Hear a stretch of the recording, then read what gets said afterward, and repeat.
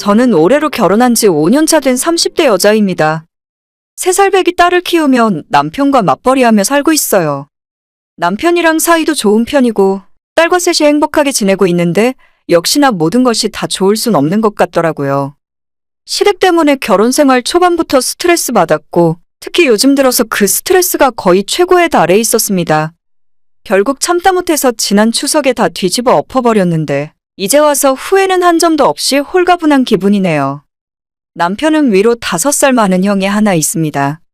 당연히 아주버님도 결혼을 했고 형님은 올해로 결혼 8년차 6살 아들을 키우고 있죠. 저희 시부모님들이 융통성이라고는 없는 옛날 분들이신데 그나마 멀리 떨어진 시골에서 살고 계시기 때문에 평소 제사 때는 오라는 말씀까진 안 하십니다. 1년에 명절 빼고 제사는 4번 정도 지내시는데 그건 전부 시어머니 혼자 준비하세요. 차로 왕복 4시간, 5시간 걸리는 거리라서 맞벌이하는 저희로서는 제사에 참석하기가 이만저만 까다로운 것이 아닙니다. 형님네와 저희 둘 다 수도권에 살고 있고 시댁까지 내려가기 힘들다는 이유로 제사는 잘 피해서 지내왔었는데 문제는 1년에 2번 있는 설날과 추석이었죠. 평소 제삿날에 차리는 음식을 어머님께서 시댁 단톡방에 사진 찍어서 올리시는데 12명은 너끈히 앉아서 밥 먹을 수 있는 커다란 제사상에 빈 공간도 보이지 않을 정도로 음식을 엄청나게 차리세요. 정말 그 제사상 사진을 볼 때마다 시댁과 멀리 떨어져 사는 것이 얼마나 천만다행인지 속을 쓸어내리곤 했는데 문제는 명절날에는 그런 제사상을 2개 꺼내서 꽉 채울 정도로 훨씬 많은 음식을 만든다는 점입니다. 요즘 유행하는 제사상 간소화 같은 건 저희 시부모님에게는 씨알도 먹히지 않는 소리예요. 조상님 모시는 건 직접 만드는 음식으로 정성이 가장 중요한 법이라 하시면서 요즘같이 마트만 가면 모든 음식이 잘 되어 있는 세상에서 구시대적 아날로그 방식으로 제사 음식을 만드십니다. 만두도 만두피부터 반죽해서 직접 만들고 가래떡이나 송편도 어머님이 미리 방앗간에 가서 쌀가루까지 직접 농사지은 쌀로 내려서 만들어 오세요. 동그랑땡 하나조차 다진 고기 사다가 직접 만드는 바람에 보통 명절에는 첫날에 아침 일찍 시댁에 내려가서 하루 종일 허리 한번 못 펴고 음식을 만들어야 합니다. 어머님도 이제 연세가 있으셔서 음식 만드는 일이 힘들어 못하겠다고 하시는데 힘들면 가짓수를 줄이거나 사다가 하면 그만인데도 어머님은 절대 그럴 생각 없으세요. 내가 젊은 며느리가 2이나 있으니까 나중엔 너희들이 맡아서 해야지. 진짜 도를 지나친 시댁 제사 때문에 너무 스트레스 받았고 지금이야 명절 빼고 나머지 제사들은 어머님이 혼자 하고 계시지만 언제 마음 변해서 저희 며느리들한테 하라고 하실지 그게 가장 큰 걱정이고 스트레스였습니다. 1년에 딱 2번 명절 때만 하면 그만인데 뭐가 힘들다고 오는 소리 하냐고 말씀하시는 분들도 있겠지만 그 규모가 정말 상상 초월이에요. 시골 동네 마을 잔치를 벌여도 그만큼의 준비를 하진 않을 텐데 음식의 종류도 종류지만 만드는 양이 정말 엄청납니다. 저희 시댁이 농사 짓고 사는 그 시골 동네에서 유일한 양반 집안이었기 때문에 그렇다는데 사실 요즘 그런 게 어디 있겠습니까? 매번 제사 차례 비용으로 나가는 돈도 너무 아깝고 명절에 이틀 동안 중노동을 할 생각만 하면 치가 떨려요. 일이 많긴 했지만 그래도 아직 어머님이 많이 하시고 저와 형님도 같이 하니까 그럭저럭 버틸만 했었습니다. 워낙 할 일이 많다 보니 아버님을 제외한 이 집안 남자들도 뭐라도 하나씩 붙들고 하더라고요. 지금이야 그냥 시키는 대로 하다가 나중에 시부모님 나이 드시고 입김이 약해질 때가 오면 그때 일도 줄이고 양도 줄여서 간소화해서 하던지 아니면 형님이랑 합의 봐서 아예 다 없애버려야겠다 생각하던 중이었죠. 그때까지만 참고 몇 년만 더 하자 생각하고 있었는데 저희 형님이 작년 설날부터 뜬금없이 머리를 쓰기 시작하더라고요.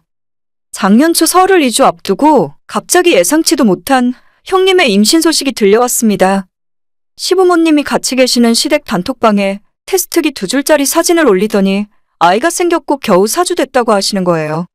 평소 시부모님이 형님네나 저희가 둘째 가지기를 너무 원하셨는데 각자 맞벌이하고 살면서 시간도 없고 아이 하나씩 키우면서도 먹고 사는 게 쉽지 않아서 둘째는 아예 생각도 안 하고 있었거든요. 그런데 아무 예고도 없이 형님이 둘째 임신했다고 하니까 저희 시부모님들이 너무 좋아하시면서 설날 음식 준비해야 하는데 형님만은 손가락 하나 까딱하지 못하게 하더라고요. 나더라. 너는 그냥 안방에 들어가서 가만 누워있거라. 괜히 임신 초기에 움직이고 무리하다가 아이라도 떨어지면 어쩌려고 그래? 내가 다 알아서 할 테니까 하던 거 멈추고 들어가서 쉬어. 그래서 결국 그날은 대부분의 일을 시어머니와 제가 다 맡아서 끝냈습니다. 평소보다 훨씬 힘들긴 했지만 가만 생각해보면 제가 이 집에 시집와서 아이를 가졌을 때도 뱃속에 아이가 있을 때만큼은 편히 쉬게 해주셨고 힘든 일 아무것도 안 시키셨기 때문에 제가 형님 몫에 일을 더하는 것에 대해서는 기분 나쁘진 않았어요. 평소보다 훨씬 힘든 설날을 보내고 겨우 일상으로 돌아왔는데 연휴 끝나고 일주일쯤 지났을 때 갑자기 형님께서 아이가 자연유산 되었다는 글이 올라오더라고요. 저도 놀라고 당연히 시부모님은 훨씬 더 놀라셨죠. 아직 임신 초기였는데 너무 장시간 차에 타고 제대로 쉬지도 못해서 그런 건가 싶어서 안타까운 마음이 들었습니다. 제가 뭘 해드릴 건 없었고 형님에게 맛있는 거 드시고 마음을 추스르시라는 의미로 유명 제과점에 케이크를 주문해서 집으로 보내드렸죠. 다들 떠올리기 힘들 정도로 힘들고 슬픈 일이라서 그런지 그 이후로 아무도 그 이야기를 입에 올린 적이 없었습니다. 하지만 반년 지나서 다시 추석이 돌아왔을 때 이번에도 형님이 명절을 2주 남겨둔 어느 날 임신을 하셨다고 말씀하더라고요. 시어머니께서는 이번엔 절대 아이가 떨어지면 안 되니까 추석에 아이 내려올 생각 하지도 말고 형님은 집에서 푹 쉬라고 하셨어요. 저는 그때는 솔직히 좀 기분이 좋진 않더라고요. 임신이라는 게 자기 마음대로 날짜를 조정할 수 있는 건 아니라지만 왜 지난 설에 이어서 추석에도 명절에 맞춰서 아이를 가졌을까 하고 살짝 의문도 들고 화도 좀 났었죠. 꼼짝없이 어머님과 둘이 차례 음식 다 만들어야 하는구나 생각하면서도 임신했다는데 거기에 대고 왜 형님은 이때 임신을 하냐고 따지고 들 수도 없는 일이니까 어쩔 수 없는 일이라 생각하고 받아들였습니다. 그때도 이틀 동안 완전 중노동을 하고 집에 돌아왔었는데 또다시 며칠 지났을 때 형님이 자연유산 했다면서 병원 침대 위에 누워있는 사진을 올리는 겁니다. 팔에는 링겔도 하나 꽂고 있었고 그 모습 보니까 괜히 제가 속으로 열받고 꽁에 있던 마음이 풀리면서 살짝 미안한 마음도 들더라고요. 그때까지만 해도 형님이 거짓말하고 있다는 생각은 전혀 하지 못했는데 그도 그럴 것이 세상 어떤 여자가 임신과 유산으로 거짓말을 하겠습니까? 아무리 시댁에 가기 싫고 음식 만들기 싫다고 해도 그런 거짓말을 하면 안 되는 거잖아요. 아주버님도 용납할 리 없다 생각했고 그저 날짜가 안 맞고 재수가 없을 뿐이라고 생각했죠. 하지만 그 다음인 올해 초 설날에도 형님은 임신과 유산을 또다시 반복하셨고 그때 저는 속에서 의심의 씨앗이 커져가기 시작했습니다. 하지만 물증도 없고 괜히 정확한 증거도 없는데 형님에게 거짓말 하시는 거 아니냐고 물어봤다가는 제가 집안에서 완전 미친 사람 되는 건 시간 문제니까 그냥 입 다물고 있었죠. 처음엔 같이 마음 아프고 걱정도 됐었는데 3번 연속은 너무 속보이는 일이잖아요? 시부모님은 별다른 의심하지 않는 것 같았고 남편에게 제 생각을 슬쩍 이야기했었는데 남편도 설마 아무리 명절 준비하기 싫더라도 임신으로 거짓말을 하겠냐면서 저보고 그런 생각하는 건 너무 심하다 하더라고요. 워낙 민감한 일이고 사실을 확인하자고 해볼 수도 없으니까 그냥 속으로 의심만 하고 있었는데 결국 지나간 올해 추석마저 형님은 또 임신했다며 오지 않더라고요. 4번 연속 2년 동안 명절마다 임신하고 연휴가 끝나면 자연유산이 되는 것을 반복할 수 있을까요? 저게 정말 사실이라면 안타까운 것을 떠나서 형님 건강에도 문제가 있을 것 같았거든요. 아무튼 형님은 그냥 그렇다고 치고 문제는 바로 저였습니다. 지난 추석에 오지 않은 형님 몫까지 열심히 일하고 집으로 돌아왔는데 그날부터 이상하게 하혈을 계속 하더라고요.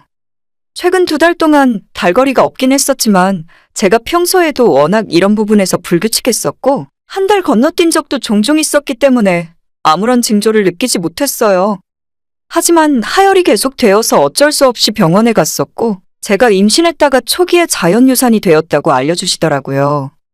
요즘 들어서 조금 피곤하다 느꼈었지만 그냥 회사에서 일이 많아서 그런가 보다 생각했었고 임신이라고는 전혀 생각지도 못했기 때문에 커피도 마시고 술도 한 잔씩 마시고 전혀 조심하지 않고 지냈었거든요. 제 몸 상태를 제대로 몰랐던 제가 바보였지만 지금 저희 집안 상황에서 둘째까지 키울 생각은 크게 없기 때문에 어쩌면 차라리 내가 알지 못했을 때 보낸 것도 한편으론 나쁘지 않은 일이다 싶었습니다. 하지만 그건 그거고 나는 이런 몸 상태로 추석 명절 개고생을 다 하면서 보냈었는데 형님은 또 임신했다는 이유로 시댁에 내려오지도 않다가 추석 끝나고 일주일 뒤에 자연유산했다고 한마디 하고 넘어가는 것이 공평한 일인가 싶더라고요. 그때부터 저는 형님에게 집착하기 시작했고 하루 종일 형님과 그 주변의 형님 지인들 SNS를 싹 다 뒤져가면서 거짓말의 흔적을 찾기 시작했습니다. 솔직히 바보도 아니고 사연 속으로 똑같은 짓을 반복하는데 무조건 그 증거가 하나쯤은 남아있을 거라 생각했어요. 몇 시간 동안 집에서 생전 처음 보는 사람의 SNS를 뒤지고 다녔는데 결국엔 형님의 거짓말 증거를 찾아내고야 말았습니다. 지난 설에 형님은 친정 식구들과 제주도로 여행을 다녀왔었고 올해 추석에는 친구 2명과 함께 풀빌라 펜션을 잡고 2박 3일 놀러 갔다 왔더라고요. 아이가 있더라도 여행은 갈 수 있는 거 아니냐, 태교 여행일 수도 있지 않냐고 억지를 부리는 분들이 있을 수도 있는데 100번 양보해서 저희 형님이 임신 초기에 비행기 타고 태교 여행을 가는 바보 멍청이라 할지라도 여행 가서 밤새도록 술 마시고 노는 건 어떻게 다른 설명이 불가능한 상황인 거죠. 입 다물고 아무 말 안 하고 있는 아주버님도 짜증나고 무엇보다 형님이 시댁 식구들을 전부 바보 취급하면서 2년 동안 똑같은 거짓말을 할 수 있는지 그게 더 황당하더라고요. 바로 시댁의 이야기에서 이 상황을 설명해드리고 집안을 뒤집어 놓으려다가 일단 저녁에 퇴근한 남편 붙들고 먼저 이야기를 시작했습니다. 내가 이번 추석 때문에 유산한 거 알지? 나도 애가 있는 줄 알았으면 그렇게 바보처럼 혼자 일 안 했을 거야. 그런데 이거 봐봐. 형님은 그날 자기 친구들이랑 펜션 가서 술 마시고 놀고 있었어. 지난 설에는 제주도로 가족 여행도 갔었고 애초에 전부 거짓말이었다니까? 제가 억울한 마음에 울면서 남편에게 사진도 보여주며 이야기했더니 남편도 더는 모른 척하고 참고 넘어갈 수 있는 상황이 아니었죠. 매번 제가 짜증내고 화를 낼 때마다 아무리 그래도 임신했다는데 어쩔 수 없다는 식으로 참던 남편이 증거 사진을 보는 순간 눈이 뒤집히더라고요. 바로 아주버님에게 전화를 걸어서 어떻게 형수가 이런 거짓말을 할 수 있냐고 소리 질렀고 두 형제가 전화로 한참을 싸웠어요. 그리고는 바로 시모에게 전화 걸어서 지금까지 2년 내내 우리 가족은 형수에게 속고 바보 취급 당하고 있었다면서 자초지종을 모두 이야기했습니다. 형수가 술 먹고 놀러 다니는 동안 우리 와이프가 임신한 줄도 모르고 일하다가 유산된 거라고. 남편의 그 한마디 파급력은 실로 어마어마했습니다. 어머님, 아버님은 설마 했는데 어떻게 이런 거짓말로 시부모를 속일 수 있냐면서 거짓말을 한 형님이나 그걸 두둔한 아주버님까지 전부 인연 끊고 살자 하시더라고요. 힘들게 일이나 시키는 시부모와 인연 끊고 안 보고 살면 오히려 좋은 게 아니겠나 싶으실 테지만 그게 또 그리 간단한 문제는 아닙니다. 아주버님 결혼할 때와 저희 결혼할 때 시댁에서 현금으로 1억씩 지원해 주셨고 형님네가 작년에 분양받은 아파트가 있는데 내년에 완공되어 입주하기로 되어 있었어요. 초등학교도 걸어 다닐 수 있고 형님이 정말 그 아파트 들어가게 된 것을 자랑하고 또 자랑하고 있었는데 저희 시부모님이 잔금 치를 때 보태라고 1억을 더 지원해 주시기로 약속해 주신 상태였거든요. 저희도 지금은 전세 살고 있지만 나중에 집 살 때 되면 똑같이 1억 보태주신다고 했었는데 이처럼 시댁에서 도움 받은 것도 많고 저희가 곤란할 때마다 큰 도움을 주시는 분들이세요. 그러니 지금까지 힘들어도 꾹 참고 명절 보내러 내려갔었던 건데 당연히 시부모님의 배신감과 분노가 하늘을 찌를 듯한 상황이었죠. 자식 며느리로 인정하기도 싫으니 앞으로 시댁 내려올 필요도 없다 하시면서 내년에 지원해주기로 했던 1억도 없던 일이 된 건 물론이고 결혼할 때 집 구하라 해줬었던 1억도 도로 가져오라 명령하셨어요. 당연히 형님네 부부는 완전 비상사태였고 그 다음날 바로 시댁 내려가서 아버님 어머님에게 무릎 꿇고 싹싹 빌었다 하더라고요. 그래도 시부모님들 마음이 전혀 풀리지 않았고 그냥 대문도 안 열어주고 돌려보냈대요. 그 뒤로 또 찾아와서 울고불고 난리를 피우고 형님네 친정부모까지 전화해서 자기들이 잘못했다, 딸 교육 잘못해서 죄송하다고 싹싹 빌었더니 결혼할 때 해준 1억은 됐고 내년에 해주기로 한 1억은 결국 없던 일로 하시겠다 말씀하시면서 끝내셨답니다. 형님은 이제 와서 상황 수습해보려고 매주 주말마다 시댁 내려가고 있다네요. 생전 한번 시부모님 농사 도와줘 본 적도 없으면서 매일 펜션 놀러가고 맛집이나 찾아다니던 형님이 몸빼바지 입고 시어머니 따라서 밭일하고 있는 모습 보면 조금 웃기더라고요. 이번 일 때문에 저와는 완전 원수나 다름없이 되어버렸는데 1년에 서로 몇 번이나 얼굴 본다고 그런 건 전혀 상관하지 않습니다. 애초에 다른 사람에게 트집 잡힐 일을 하지 않으면 그만 아니겠어요? 그리고 저희는 이번 전세 계약 끝나는 내년 봄에 집 사서 이사 가기로 결정했어요. 최근 아파트 값이 좀 내리기도 했고 시어머니께서 저한테 전화해서 그동안 혼자 고생해서 미안하다 하시며 집 살 때 필요한 돈 다 말씀하셨거든요. 아마도 형님한테 주기로 했던 1억까지 저한테 주실 모양인 것 같은데 이참에 저도 아이 초등학교 걱정 없는 새 집으로 이사 가려고요. 누구처럼 꼼수 안 부리고 시키는 거 열심히 하며 지냈는데 결국 그 복이 제게로 다시 돌아오는 건가 싶습니다. 잘 돌아가지도 않는 머리, 억지로 굴리고 살아봤자 결국 다 들켜서 본인 손해로 오는 거죠. 속일 사람이 없어서 어떻게 가족들까지 속이려고 들고 세상에 무슨 거짓말을 해도 그딴 거짓말을 할 수 있나, 그러니 천벌을 받은 거라 생각합니다. 오늘의 사연은 여기까지입니다. 구독과 좋아요, 알림 설정 부탁드립니다. 다들 행복하시고 좋은 하루 되세요.